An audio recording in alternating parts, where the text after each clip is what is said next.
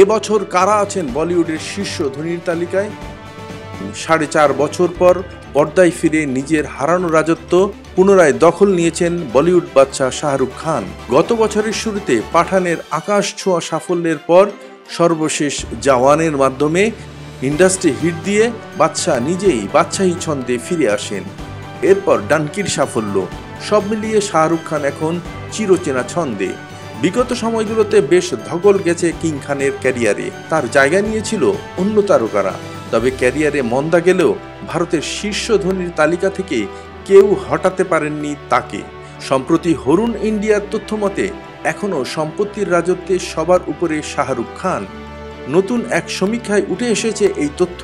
Hurun India rich লিস্টে সবার উপরে আছেন বাদশা শাহরুখ খান। 2024 সালের হিসাবে তার মোট সম্পদ 7,300 কোটি রুপি। এই তালিকার দ্বিতীয় অবস্থানে রয়েছেন অভিনেত্রী জুহি চাওলা। তার মোট সম্পদের পরিমাণ 4,600 কোটি রুপি। শাহরুখ খানের সঙ্গে রূপালী পর্দায় স্ক্রিন শেয়ার করেছিলেন জুহি চাওলা। পাশাপাশি শাহরুখ খানের ব্যবসায়িক অংশীদারও এই অভিনেত্রী। শাহরুখ খানের কলকাতা নাইট রাইডার্সের সহকর্ণধার জুহি চাওলা।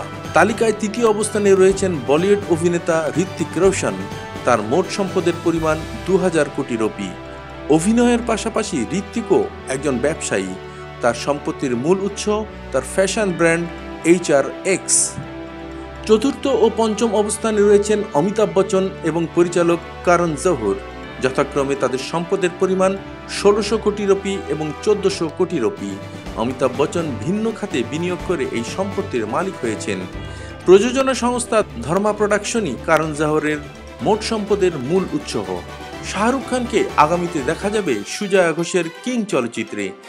এই চলচ্চিত্রে প্রথমবার মেয়ে সুহানার সঙ্গে স্ক্রিন শেয়ার করবেন বাদশা। এছাড়া সম্প্রতি তিনি দুই ছেলে আরিয়ান খান এবং আব্রাহাম খানের সঙ্গে মুসাফা দ্য লায়ন কিং এর হিন্দি ভার্সনে কণ্ঠ দিয়েছেন। আগামী 20 ডিসেম্বর মুক্তি পাবে সিনেমাটি।